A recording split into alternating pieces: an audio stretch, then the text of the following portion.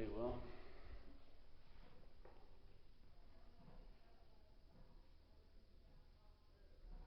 I'll tell you one thing. The best view in that event is that there is no you having the view of the event. Yeah. That there's an identification as what's happening, as if it's happening to you. There's a definitely it would provoke a lot of anxiety and fear. And if you felt it was your fear and anxiety, that would promote even more anxiety and fear. Yeah?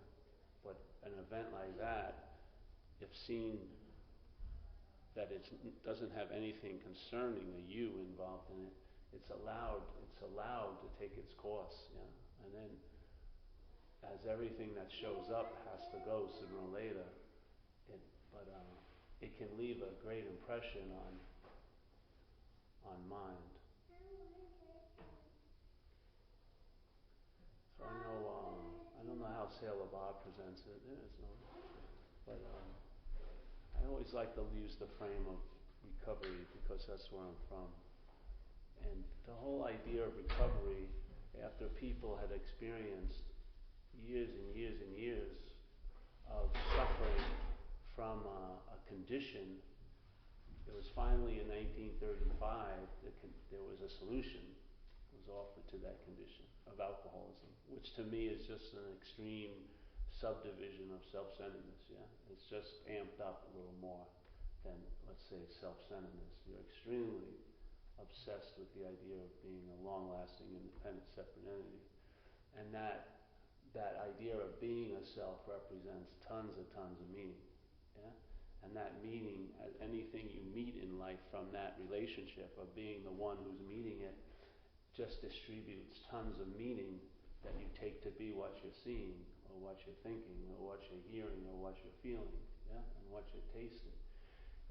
It interprets the hell out of conscious contact, yeah, because now the conscious contact is seen as it's your conscious contact, yeah? And that your just represents tons of meaning, yeah? Tons of conditional meaning, yeah? And that distributes to that event, to that situation, meaning, and that's what the mind reacts to, is not what's happening, but its interpretation of what's happening, yes? And so there's almost like a replacement of life, because the initial point of engagement, which is conscious contact, is forgotten by the idea of being a self claiming the one as the one who's conscious. Yeah? So now consciousness becomes like an act or an attribute I have to use and wield. Yes? I'm the one who's conscious.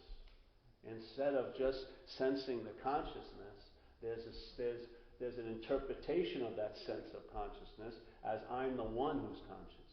Yeah? And if I'm the one who's conscious in that belief system, that one that thinks is conscious can entertain being unconscious.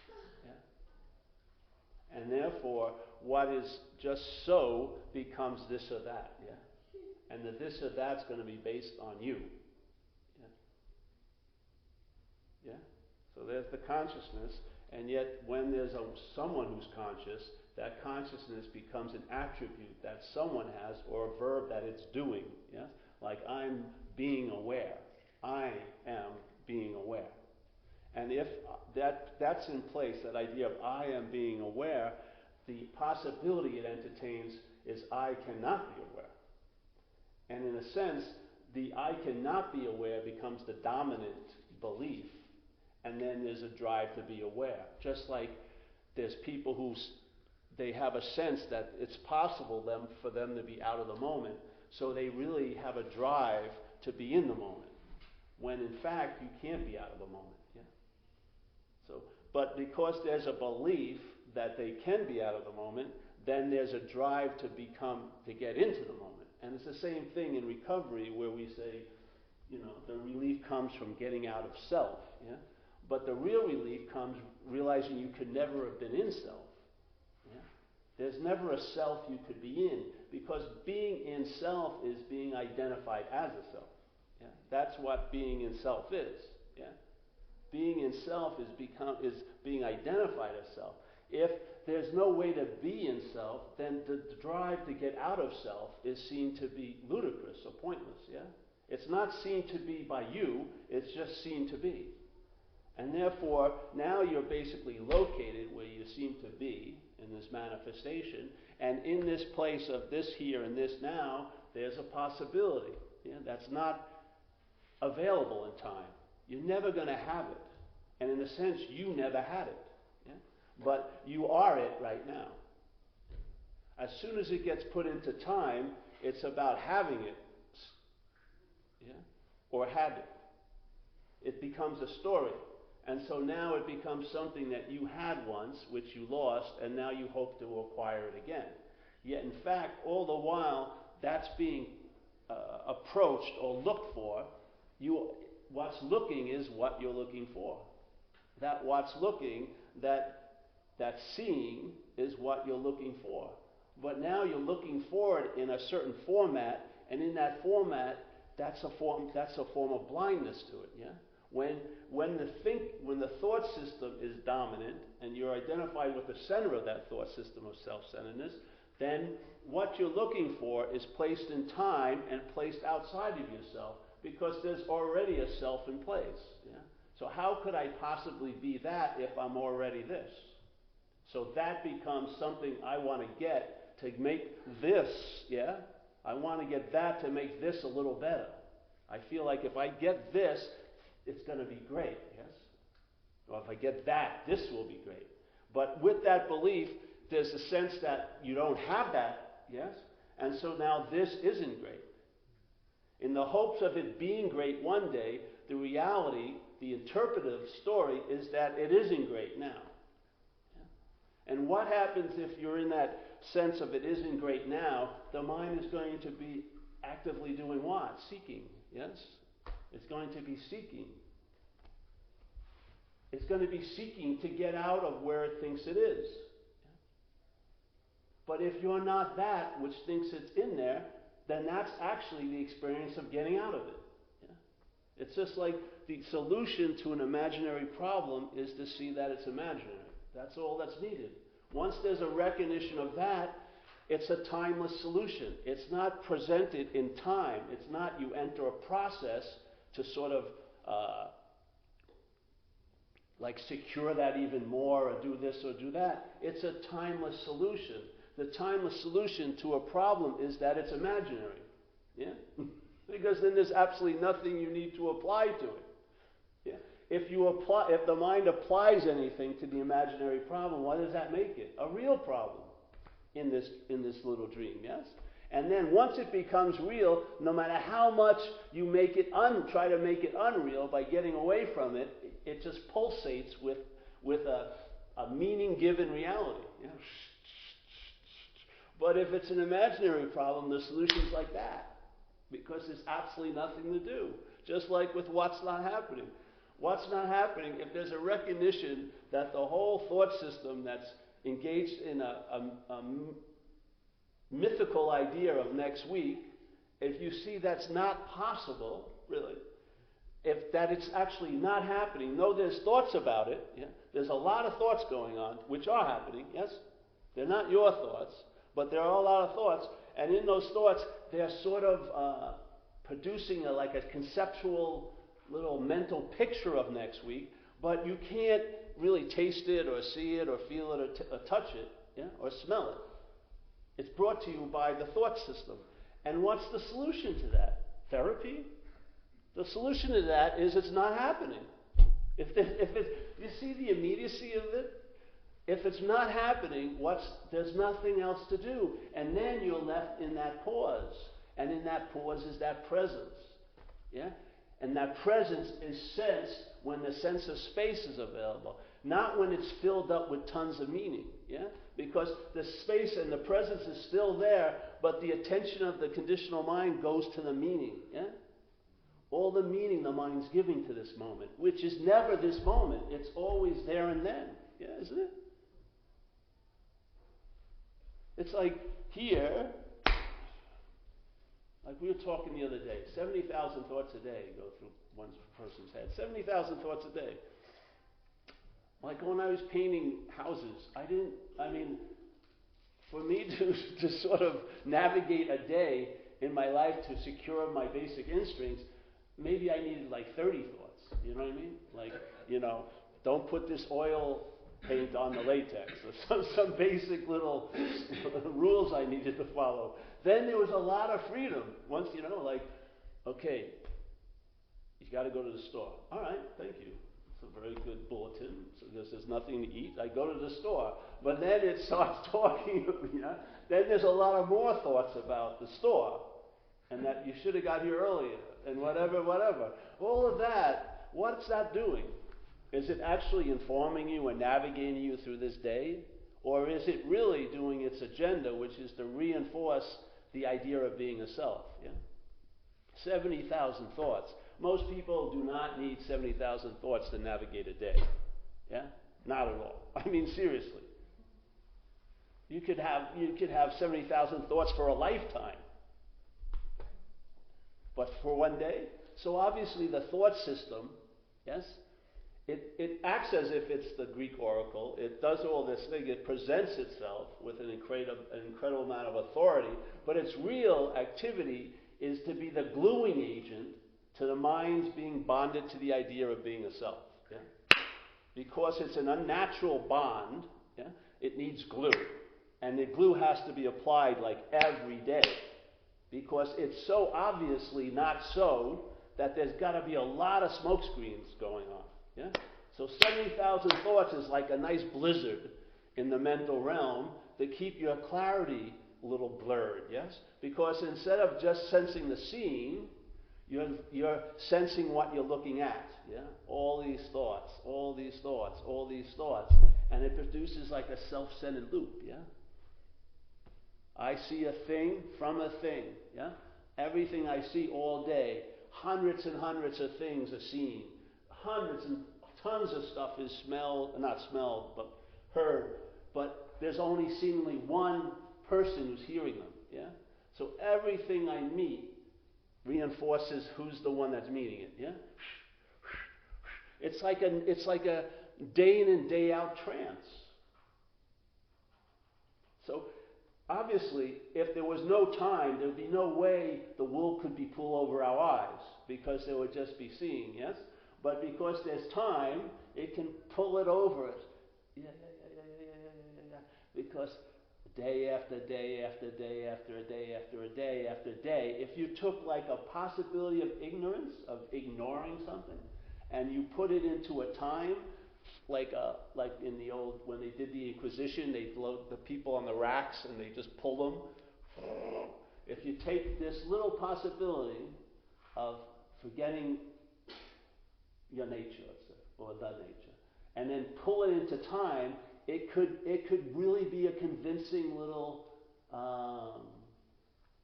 trick, Because it seems like day after day after day, I have this vague feeling of being what I assume to be Paul, Day after day after day after day after day. Yet every moment contradicts that whole story in time.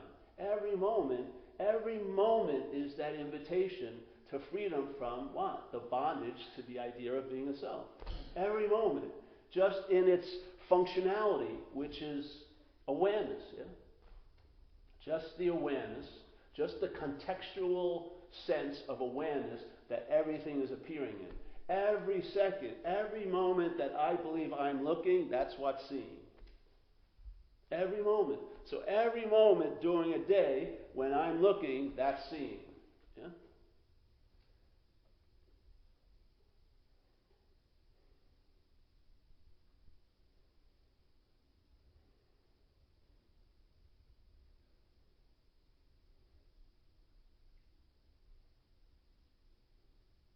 And if the emphasis is on here and now, if you want to say here and now, if the emphasis is on here and now, there's an immunity to there and then. So the mental moment, the mind claiming this manifest moment, that mental moment, it has an idea of a here, but that is not just here, and it has an idea of now. It's not there now. It's just a convergence of tons of ideas about there and then. Tons of conditional ideas about there and then that just cram into every second of your day. Every second of your day is an interpretation based on mythical time frames called the past and future. Every second of it. And yet we call that here, and for me, I think the addict, what he's trying to get out of the most is that here. It's just that we're mistaken because we think it's here. We think it's actually happening. Yeah? But it's only happening in the mental realm. But it's very difficult to break from that if you are a projection of the mental realm, the sense of being a self. If the sense of being a self, you're totally engaged in that movie, totally engaged in a movie. Actually, you're the fuel of that movie. Yeah? It doesn't. Why is it that in illusions fools some people but doesn't fool everyone? It's not the quality of the illusion, obviously. It's the quality of the people. Yes? If a person sort of is clear in a way, they'll see through something that someone else may not see through. So it's not, oh, that's the greatest illusion. There's no object called illusion. It's just a mental game in a way, yeah? And when there's a feeling of you being in it, the you is what's producing the feeling of being in it, not the being in it. The being in it is just happening, but it's the you that feels like it's in it. That's giving it all the meaning. The you is distributing a huge amount of meaning about being in it. The last place I want to be in is right now.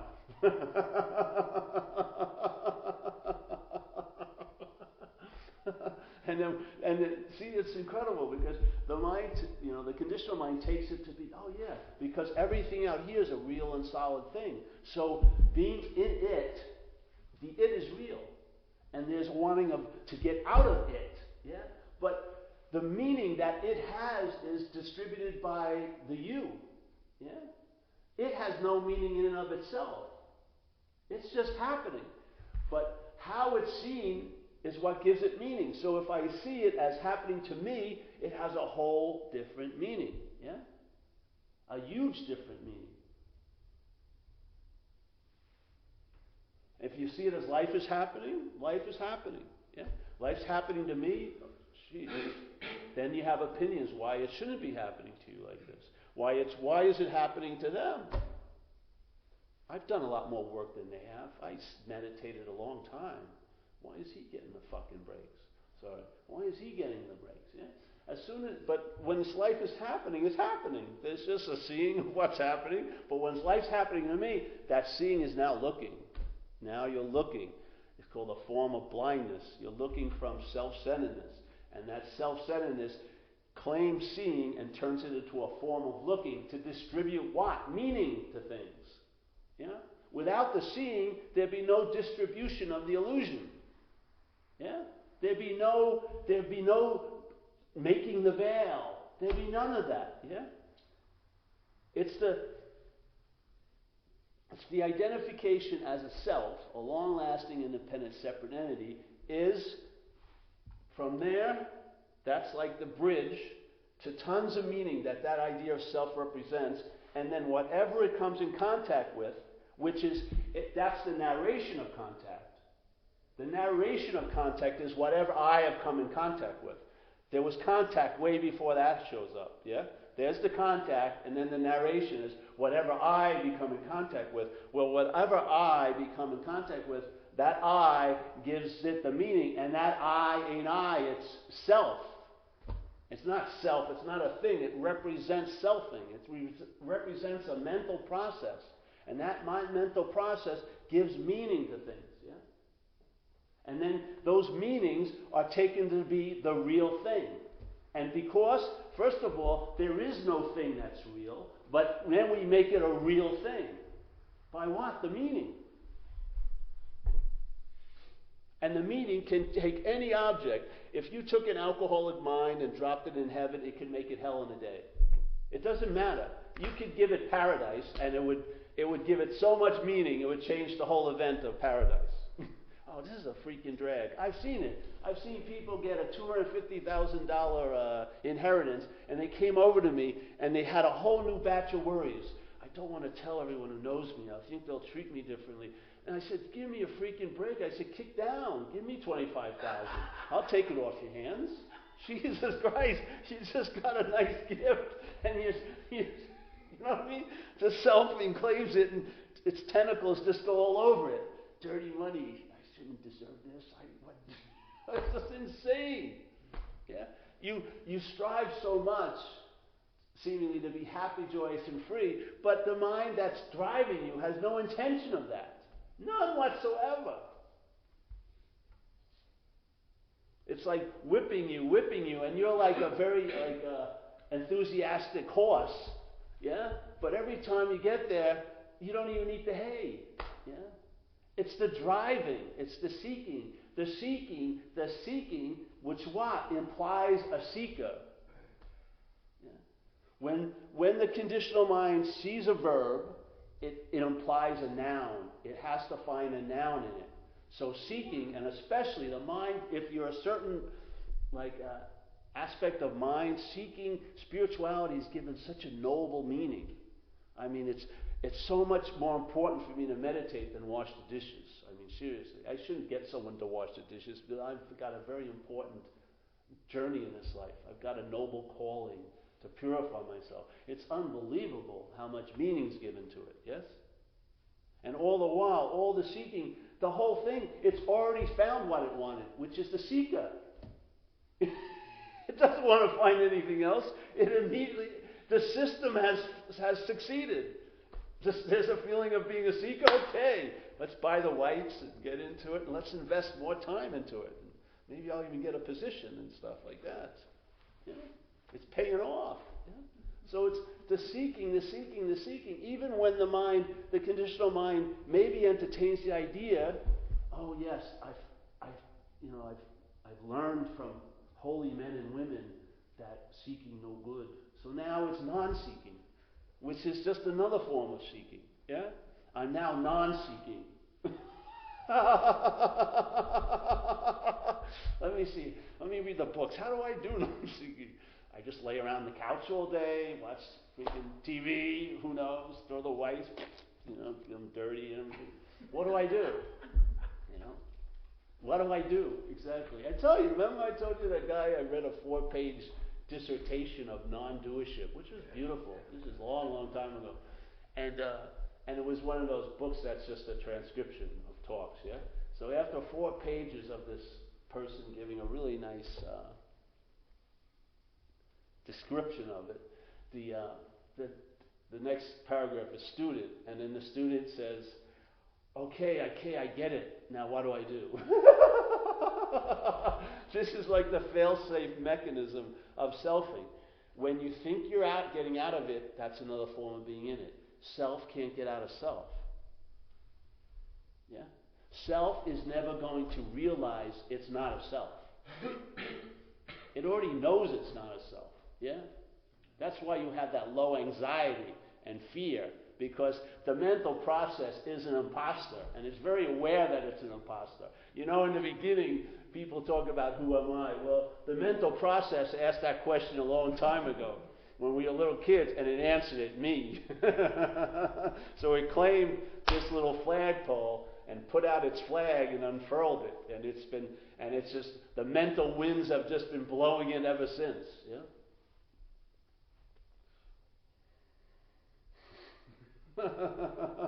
So here, self's going to get out of self. It doesn't matter how many times you go. The self is like is the fence post. Yeah. Wherever self is, that's the fence post. That's the content. It's never going to leave the content and then enter the context, like an experience or anything that it's going to have as a product of the content. Yeah? It can't leave the system that made it, or is making it. It can't leave the mental process that's making it. It can't leave there. It can't transcend it because doesn't have any existence. It's an appearance. So self can never get out of self. So it always keeps hitting it finally says, I found the authentic self. But that's just another fence post in the context, the content. Yeah, it's never going to be outside looking over the barbed wire into the content. It's never. It can't. It's a product of the content. So, maybe you'll need to go through 800 samples of that, or maybe just one will do. Yeah, who knows? But what you want to do is the mind is pregnant. Well, with the ability to entertain is incredible. Mind. Yeah, it just here in this little modality we seem to be hearing it. It needs the possibility. Like a lot of people who are in that engagement of self, they can't. It doesn't seem to be able to get out because they're busy trying to get out. Yes. So maybe they hear a message from outside themselves, and then that possibility goes into this fertile ground of mind. I mean, spacious mind. And then that mind goes, hey, I may not be that. And as soon as it says I may not be that, whatever that is, yes? And that isn't a thing, it's just thatting in a sense. If I may not be that, then immediately it entertains freedom. Immediately, timeless. I can be free from that. Yeah. Why can I be free from that with absolutely no considerations or requirement? Because it doesn't exist, actually. Yeah? You're not being freed from anything.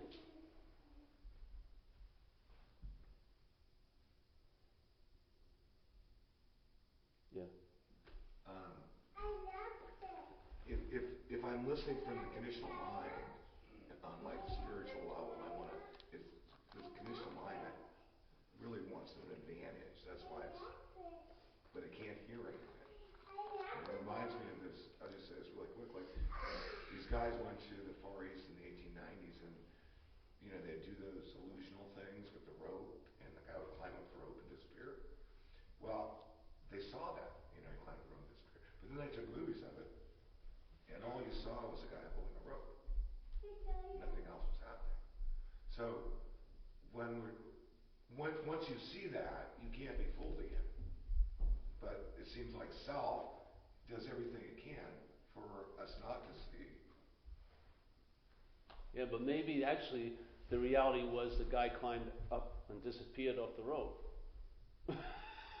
Maybe the interpretation was the picture saying that didn't happen. Well, the point was if you see beyond whatever it is as an illusion, you can't be tricked again. So if you know you can't get out. Let's just say what you are has never been tricked. That's even better. Because if there's a you that can't be tricked again, it'll be tricked again. Yeah. As soon as the you or a sense of absoluteness comes over, like a conceptual absoluteness,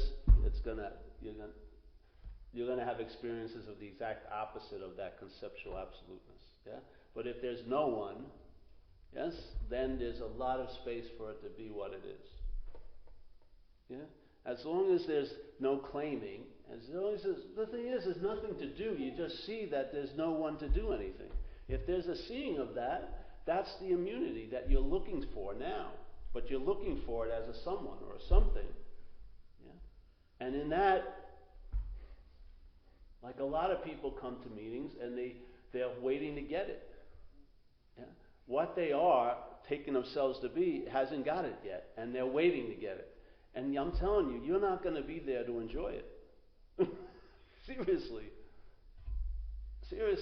The feeling of being Greg ain't going to be there when the absence of Greg becomes dominant. Yeah? It's just not going to have it. Greg cannot entertain its own absence. It's just the seeing that Greg is inherently absent. That's it. Yeah, in a way. It's mind unadorned with a name tag. Yes, it's just mind seeing. Yeah. You have to see. Well, look at the main MO of selfing is to claim. Yeah, that's what it does. Yeah, the mental process, as it's in its activity, its inherent immediate movement is to claim. So everything in this world changes when my is introduced, doesn't it? When you have an idea of money and then you put the word my and it becomes my money, it's changed, isn't it? You can see how much meaning is given to it through the my. My is like the act of identification. So there's a body, and now it's my body. That changes the whole enchilada about the body, yeah? I mean, I have had probably billions, seemingly this system has had billions of thoughts about this body. It hasn't had billions of thoughts about that body. Yeah? In other words, I don't think about that body at all, most of the time, ever. But this body is thought quite a lot about. Why is that? Because they're both bodies. We're both yous, yeah? In your seeing, I'm a you, and in this seeing, you're a you. But this you is called me, and then the me is, this is my body. That immediately opens the floodgates for what? A lot of mental concern, yes? A huge avalanche of mental concern. So you can see the diagnosis of the disease by the my. If you just take a word that has meaning here, money, just put my to it, weigh it. My money, it can be very, very heavy. Take the money, my money. And then you can see, all right, money. In San Francisco for a year, maybe $1 million would produce a sense of security. Yeah? If you had $1 million for the next year, you'd feel pretty secure. You know, splurge, have a latte here and there, you know, and enough money, everything would go. Okay, but let's just see, there's a relationship with that money as my money, and the identification as there's a belief system there that you're never going to have enough money. $1 million isn't going to produce what you would think. It's going to produce more anxiety, because what happens if I drop down to $999,099.99? I don't have $1 million anymore. Yes? The whole possibility is introduced through the my. Yeah? The my is the bridge for that meaning to infuse or inject itself into the topic. Yes? So you believe, let's say you have concern about the body, but you don't know the conditioning of the concern of the mind about the body. You may be under the illusion that you're really thinking about the best for you, but you'll notice let's say in the alcoholic life, it was my vested interest that was kicking the living hell out of me. I mean, I could turn my life over to someone who I didn't know. Not everyone in this room, but many of you. If I turned my life over to you, you would do a better job with it than I ever would have done. Why is that? Because you don't have any vested interest in me. Yeah? But when the my is in place, I have a vested interest, and you may not be aware of all those vested interests. Your mind may have a peculiar desire to have a really screwed up situation occur. You know what I mean? To be right about. Who knows? But if the my gets dropped out, then money is seen as money. Life is happening is seen as life is happening. Yes? Thoughts are seen as thoughts, not my thoughts. Feelings as feelings, not my feelings. Yeah? The whole difference. One is like a way of traveling called traveling heavy, and the other is a way of traveling called traveling lighter. Yeah? It's just seeing. That's what it is. It's just seeing. And it can be found at every moment of looking, because looking is just an interpretation of seeing. Yeah? It's just a form of blindness. The mental process claims the seeing and calls it, I'm looking. I'm the one who's looking. And what does that blind you to? Maybe it doesn't blind you to things. You see things, you see the thoughts, all this stuff's happening, but you don't see your nature. You don't sense your nature, because what's implied is you're this nature. You're this. Yeah? I'm looking. I is what? A me. Not the subjectivity of I, but the me of interpretation. Yeah? Of mental interpretation. The I is what's happening. I am seeing, but the mental process says it's me. Yeah? It's me that's seeing. In that turns into a form of looking. Yeah? And no matter how hard you look, you'll never find the seeing. Because it's right underneath the process of looking. It is the process of looking. It's not the interpretation of looking. It's the process of looking. Yeah?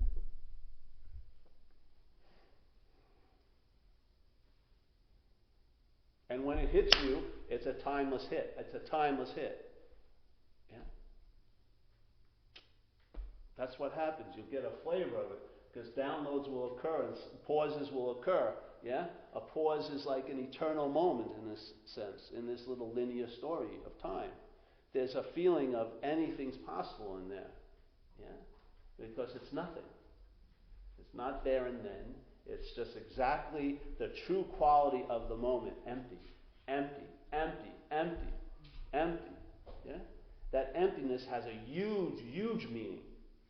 Not a meaning the mind gives it, but a huge meaning in a sense. Yeah? If you want to call it presence or whatever, there's a sense. And that meaning isn't like a conceptual meaning. Yeah? When it downloads, information gets departed, but it's not conceptual. It's not like zeros and ones. It's a different kind of knowledge. It's prior, in a sense, to conceptual knowledge, yes? And it has an ability to produce or just to initiate a convincing that doesn't have the opposite side of the coin of being unconvinced, yeah? It produces a surrender that's surrendered, not a surrender as an experience that I surrender and then I forget and then I take it back and then I surrender again. No, surrendered. Something has become very obvious to mind, yeah?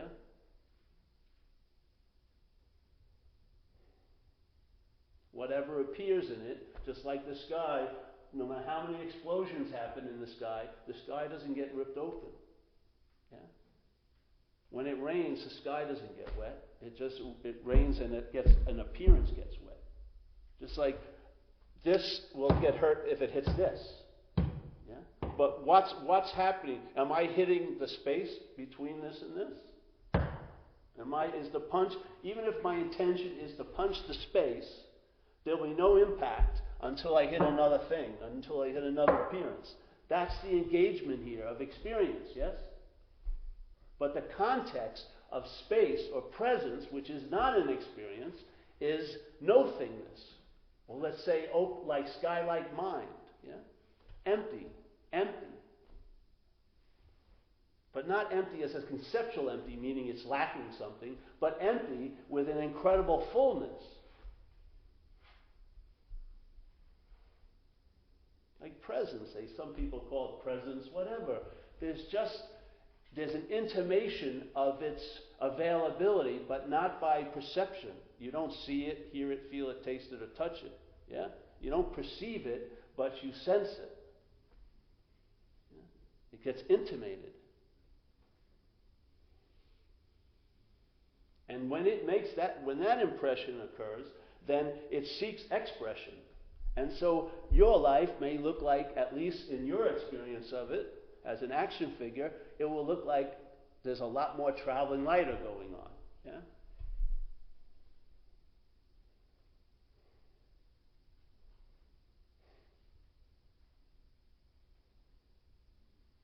And because it hasn't been brought about by you, it can't be unbrought about by you.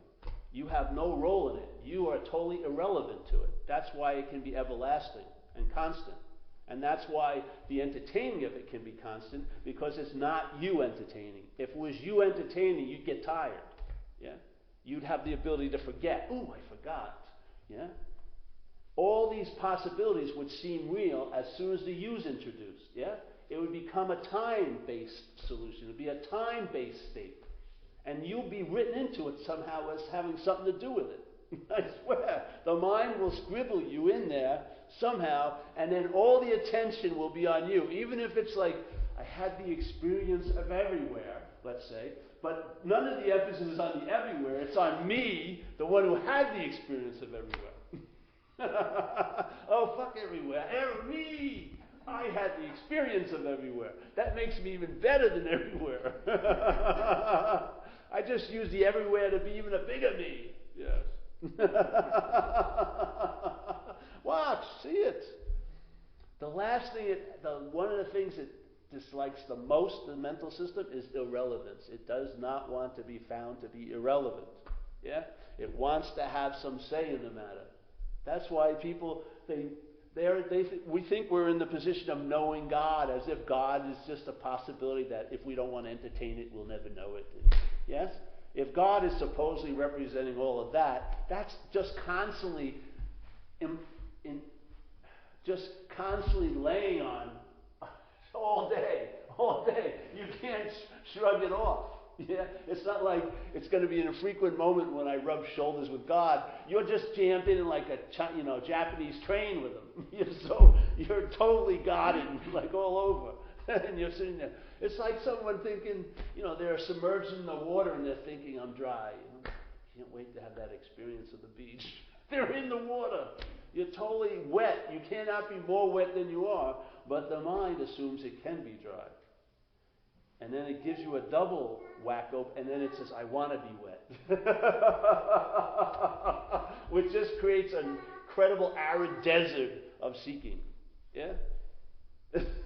As soon as it presupposes the possibility I could be dry, it may initiate a drive to seek wetness, and in that wetness, seeking wetness, the imperative dryness will dominate every interpretive moment. Every interpretive moment. You'll be living as if you're dry, with the hopes of being wet. And maybe you even have a memory of being wet once, which will even do it. The mind will use that and fuel an incredible amount of judgment about every moment that it takes itself to be dry.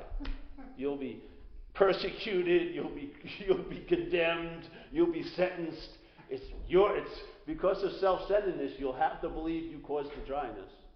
If the possibility that all is wet and you tend to believe you're dry, you had something to do with being dry. Yeah? Self-centeredness, no matter what happens, pertains it to itself. Just like when I was a kid, my father got really ill, and he'd play baseball and everything with me, and my family got together and told me, and Dr. Gianquinto came over and told me, hey, Dad, your dad's really ill. He won't be able to play with you like he used to play with you and this and that. And I heard tons of this talks, and I listened. But in my little self-centered system, I thought I must have done something wrong to make my father not to want to play with me. That's how I saw it all. And there was no way I could see it any other way, yes? Because self-centeredness was dominating, yes? So no matter what was going on, somehow I had something to do with it. So if you read a book about, it's the eternal oneness, or everyone is this and that, and yet you have a belief going on that you're not there, you better believe there's something wrong with you, and that's why you're not there. How can they have it and I don't have it? Yeah. Well, let's see. Let me count the ways why I don't have it. And on and on. Yeah, you have to see mind, how it works, the selfing. It's just incredible. And all of it is just to keep engaged, yeah? To keep the attention and interest on the ball, which is you. Yeah? It doesn't matter what game it plays, football, baseball, softball, ping pong. Yes, it's all going to be about you, no matter what. Spirituality, cooperation, ambitions, doesn't matter. It's all going to revolve around you, this idea of you. And all those thoughts and all the interpretations, from this point of view, you'll think, these are driving me crazy, but it's the you that's the gravitational pull that's keeping them all in place. Yeah? If I'm not that, then they move. And as they move apart, what becomes obvious is the space that they're appearing in, yes? The space that they're appearing in. When all there's tons of meanings and tons of stuff, it's difficult to sense the content, the context. But when it gets spacious, then there's the intimation of the space. Yeah? It's sort of like a whisper. It informs mind of itself. Yeah? It informs mind of itself. It's like in Zen they would say, seeing your original face. You start seeing your original face. And then the reflection, the pale abstraction you're taking yourself to be, the emphasis moves from there to the original face, which is empty and spacious, yeah? And then there's a seeing of this, but there's not an engagement as this, yeah? This is very engaged, but there's an aspect of mind that's not engaged as it anymore.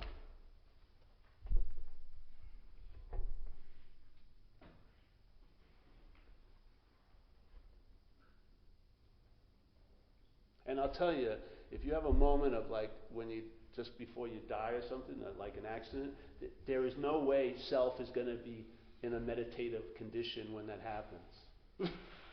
Self is nowhere to be found. The selfing, when there's a shock, one of the things that stops is selfing, because it's a mental process. When it stops, and there isn't going to be, you can prepare for 40 years in your life for that moment, and if it comes as a shock, there's no preparation. The whole narration of Paul gets shocked because it's a product of a mental process. If the brain gets hit hard enough, yes, it shuts down. And yet what continues, I would say, is what we are.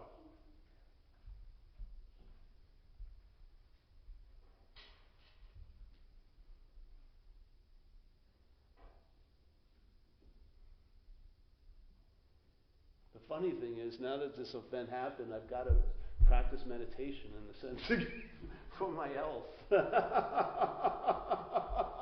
So it's sort of fun, actually. Yeah.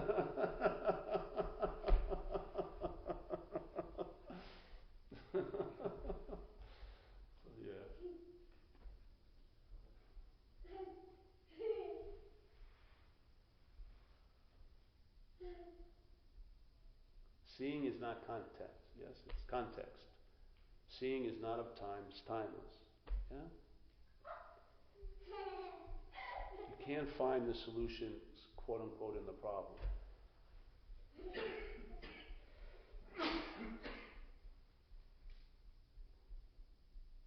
And the timelessness of the seeing and the contextualness of the seeing is demonstrating itself every moment in what we call the form of looking, yeah? And what we call here.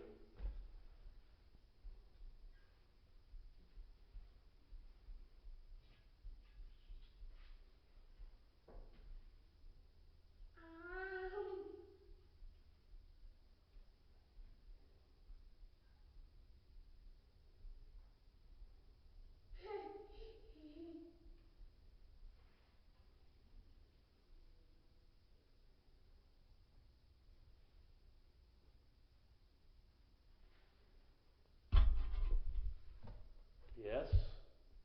Any questions? I'm really happy to see you, honey. She had a vow of silence for the first few years. She used to come. Any questions? No? So I'm not leaving. That's my new advertising scheme to get people to come. I tell them I'm leaving, and people show up. So I just keep saying I'm going somewhere.